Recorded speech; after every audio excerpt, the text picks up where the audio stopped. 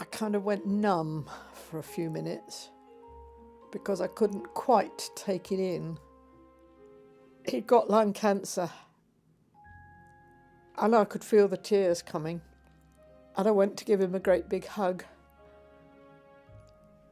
It was only a matter of days before our 47th wedding anniversary at that point, and it was within days of that diagnosis that together we faced the fact that it could be terminal, though we were hoping that it wasn't going to be soon, that chemotherapy could extend his life. And in the beginning, you hope that you will get back to doing all you did before. And it takes time to realise that you can't do things in the same way that you used to. You keep on hoping that maybe you'll be able to get up in the loft to use your model railway again, which has been one of Graham's hobbies.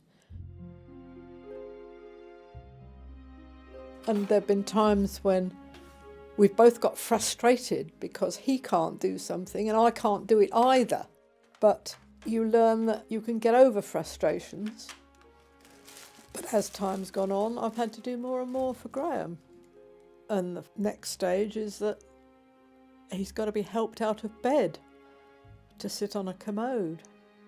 And somehow, 6 months ago when it all started, he would have hated the thought of that happening. And somehow he's closed the door on his activities. He still thought about them. He still thought about the fun we've had on the boat in the past. He's thought about the occasions when we've had happy family occasions, and we've relived them through talking about them.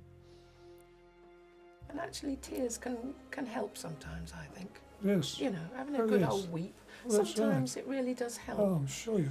You know, rather than always being brave and holding it in. Kay Garlick, the vicar, came to see us fairly early on and asked if we would like communion at home.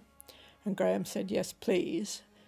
And month by month, Kay talked us through looking back on chapters of our life and looking forward, perhaps, to the next chapter, which was going to be a very different chapter for both of us.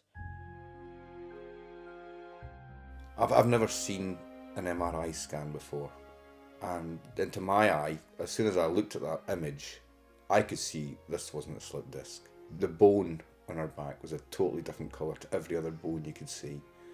We then knew this is sinister, and it was like a slap in the face when the consultant said to us, I'm referring you as an emergency to oncology, because we both knew oncology is cancer. As we were going home, it hadn't sunk in whatsoever. I was just sitting there, total silence, and I think that's when it really did hit me, was when I just had tears coming down, because, well, I heard Mum crying, and I realised, obviously, this is really bad, and because she used to tell me, oh, Danny, if there is something more to this, and I used to stop her then, say, no, there isn't, it is a slipped disc, and I keep it like that, because I used to cry when I thought a parent getting anything like this. So when I found out, I just didn't want to hear it. I just didn't want to know.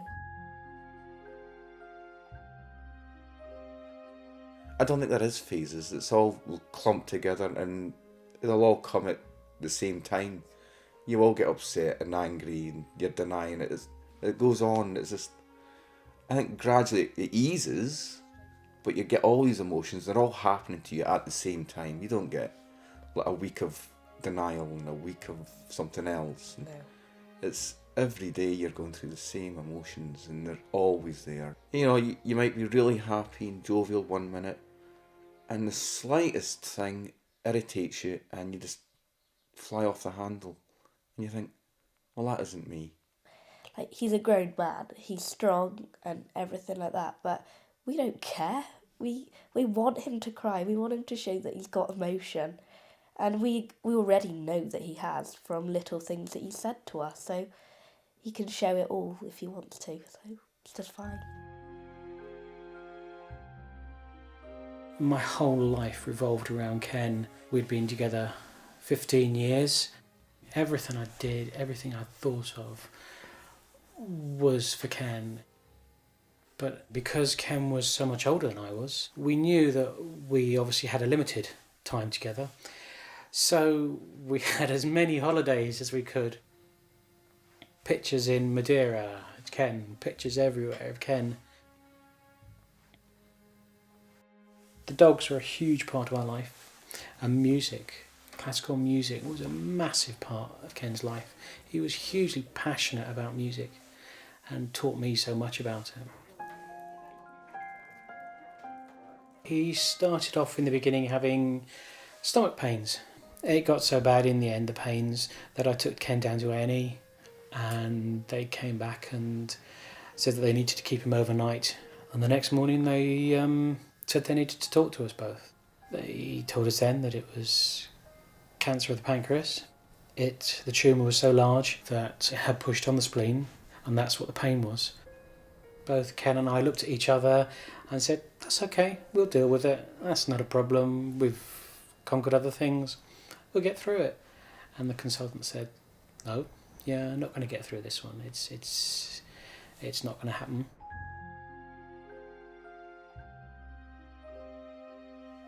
When my wife Janet was first diagnosed as having some sort of a lump, it was described, in her head, even at that point we had no idea as to the seriousness and the eventual outcome of what she was suffering from.